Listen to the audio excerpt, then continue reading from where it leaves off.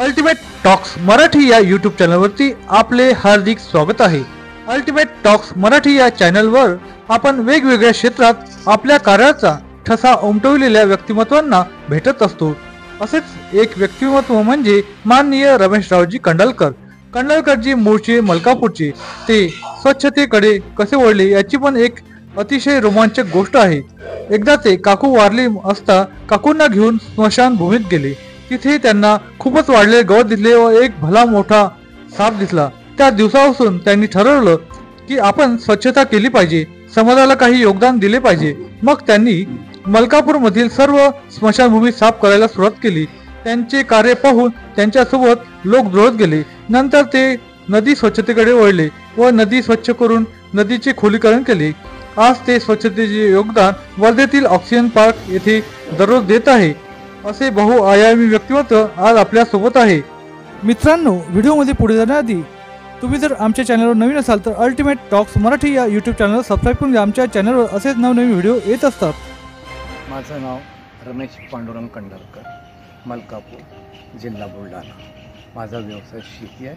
मी गंगेश्वर ट्रस्टचा अध्यक्ष आहे, गाडगे बाबा विचार मंचचाही प्रमुख आहे आणि अभिनव हेल्थ क्लबचाही प्रमुख आहे। तिन्हीही माझं निःशुल्क कामं चालू आहे, व्यवस्थित सेवा चालू आहे आणि मला कोऑपरेशन पब्लिकचे मिळतात। सर, आपलं नाव काय? रमेश पांडुरंग कंडालकर, मलकापूर, जिल्हा बुलढाणा, व्यवसाय शेती। तुम्ही या स्वच्छता अभियानात कसे काय जोडले? याच्यामध्ये जुळण्याचं कारण आहे काय, काकू वारली होती। काकू वारल्यानंतर आम्ही स्मशानात घेऊन गेलो। स्मशानात गेल्यानंतर काही लोक युरिनसाठी बाहेर गेले होते जसे, तर तिथे एक मोठा साप दिसला।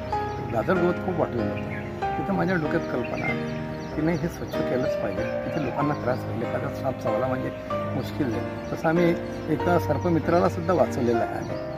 तर त्याच्यामध्ये मग माझ्या डोक्यात ते आल्यानंतर मी आमचा छोटू असे 3-4-5च लोक मोजके, माजी नगराध्यक्ष होते दिलीप देशमुख, ते माझे मित्र, त्यांना पण घेऊन गेलो। म्हटलं चला रोज करू काही ते। करत करत करत करत तर तिथल्या आजूबाजूच्या परिसरातील लोक जागृत झाले। त्यांना म्हटलं हे रोज काय येऊन राहिले, त्यांचा काय दिवस पाण्याचा कार्यक्रम आहे का? पण त्यांना सांगितलं नाही, असं असं इथे मोठे मोठे साप आहे, मुश्किल आहे चालू।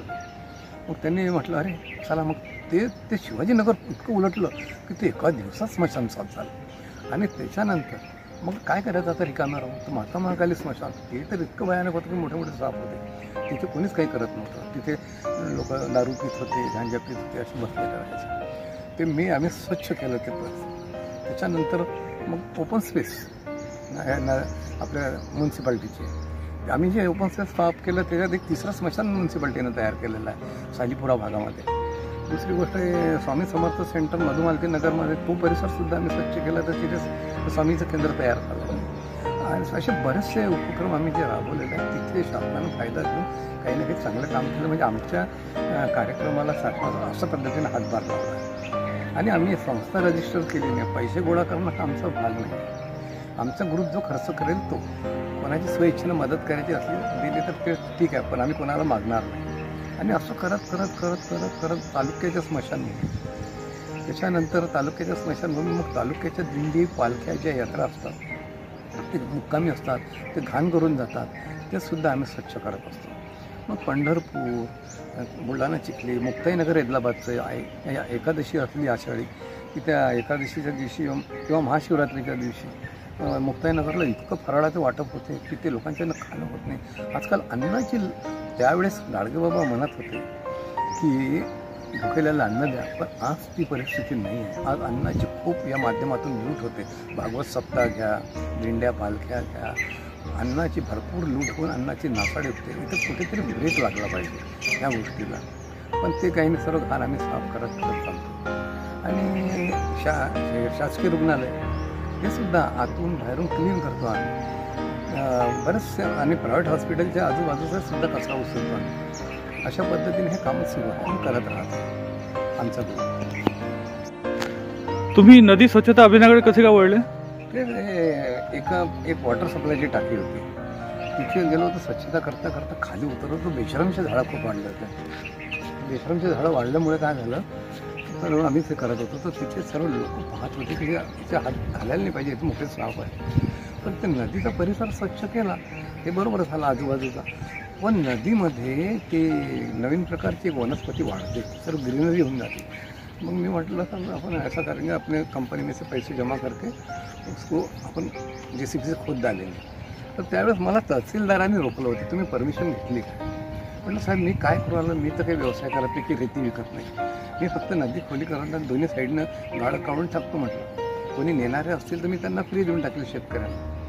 तर ते म्हणाले पण नाही तुम्ही परमिशन घ्यायला पाहिजे. म्हटलं साहेब शेवटी तुम्ही कारवाई करा, जे करायचं असेल मी करणार. मग मी ते केलं, ते करत राहिलो. तर इतकं आजूबाजूच्या लोकांच्या विहिरीला पाणी लागलं.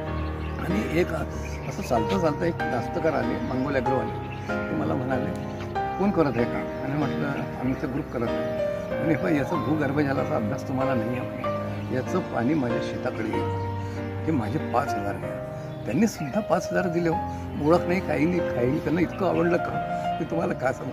आणि 5 चांगल्या कामाला आहे ना, तुम्ही सुरुवात करा. माझा अनुभव काही कमी पडत नाही. तुम्ही म्हणत असाल की आपल्या खिशातून पैसे जाते, ही चूक आहे. फक्त तुम्ही देणं शिका, बरोबर तुम्हाला घेणं निघतेच आहे. तर असं करत नदीचं खोलीकरण करत आम्ही 1-1.5 किलोमीटर केल्यानंतर आणि बऱ्याचशा लोकांना पाणी, शेतीला पाणी, तर लोक इतके गाळ दिला शेतकऱ्यांना. तर दुसऱ्या दिवशी शेतकरी स्वतःहून भेटले की आमचं पीक खूप चांगलं आहे, अजून तुम्ही खोलीकरण करा, आम्ही तुम्हाला पैसे देऊ. तर आम्ही शेतकऱ्याजवळून नाही घेतले, कारण शेतकरी मी सुद्धा आहे. मला माहीत आहे की शेती करताना काय हाल होत असतात. निसर्गाच्या भरोश्यावर असते. निसर्ग आता नियमित राहिला आणि आपल्याचमुळे आपण पर्यावरणाचं संतुलन राखत नसल्यामुळे तर असं कामं करत गेलो. वर्धेत तुम्ही ऑक्सिजन पार्कची स्वच्छतेकडे कसे आवडले? मी बहीण असते माझी इथे, बहिणीकडे आल्यानंतर मी काय करत असतो, फिरत असतो. फिरताना मला टेकडी परिसर दिसला. तर मग मी वर चढता माझ्या लक्षात आलं की हे चांगला पार्क आहे, चांगला डेव्हलप केलेलं. पण ह्या ज्या वॉकिंग ट्रॅकवर आहेत, आजूबाजूच्या परिसरात 5 झाडं झालेली आहे. याच्यावर चालताना काय असतं की आपलं पायाला मधात येते, हे येते. तर त्यामध्ये मी काय केलं, म्हटलं चला. सुरुवातीला मी काय करायचं, झाडू माहिती नसताना मी माझ्या पायानं करत चाललो होतो. असं एक व्यक्ती भेटली मला. पहिलंच माझ्याकडे अशा दृष्टीने पाहिजे की कोणी नगरपालिकेचं आहे का, हा की कोण्या नगरसेवकने पाठवलं करायला. तर मग मी त्यांना म्हटलं अरे तसं नाही, चला आता. मग तुम्ही घेतला, एकाने मला झाडू आणून दिला, छोटंसं झाडू आहे ते. मग ते इथले जे बेलखडे साहेब आहेत, त्यांनी मला तो मोठा बांबूवाला झाडू दिला. तर मी तिकडच्या त्या पायऱ्या ह्या, तिथे जे विद्यार्थी बसतात ITIचे, सगळं घाण करतात, कोणी ते खाण्याचे पॅकेट टाकून देतात, तो सुद्धा परिसर. हा परिसर करत एक दिवशी अजून केल्यानंतर हे गारपीट आली. गारपीटनं पुन्हा जसं तसं झालं माझं काम. म्हटलं अरे पुन्हा भिडलो, पुन्हा करत आलो. पण इथे माझी या वृक्षसंवर्धन समितीने नोंद घेऊन मला सन्मानपत्र दिलं आणि मी खरोखर त्यांचा पण आभारी आहे. त्यांनी मला सहकार्य केलं आणि त्याच्यानंतर त्यांनी काल त्यांचं परिसरच सुद्धा माझं पाहून स्वच्छ केलं आतला. तर हे काय असते, स्वच्छता करणं हे काय फार मोठं काम नाही, गाडगे बाबांनी केलेलंच. त्यांची प्रेरणा घेऊन हे आपण करायलाच पाहिजे. कारण प्रत्येकाने जर केलं तर देश कसा होऊन जाईल, सुजलाम सफल होऊन जाईल. पण मी कशाला करून त्याच्या घरासमोर कचरा कशाला लावून ठेवायचा, मग गंमत पाहायची, ह्या गोष्टी न करता सर्वांचं काम करत राहायचं. सर्व आपोआप होते. हे निमित्त मात्र आपण असतो. तुम्हाला जरी वाटत असलं मी करतो, मी काही करत नसतो, हे कारण आहे माझं, होत राहते, चालत राहते कारण. आजची तरुण पिढीला तुम्ही काय संदेश द्याल? तरुण पिढीला माझं तर हेच सांगणं आहे की तुम्ही वाईट मार्गात न लागता अभ्यास तर कराच. अभ्यास करताना झाडू घेण्या अगदी लाज नका वाटू देऊ.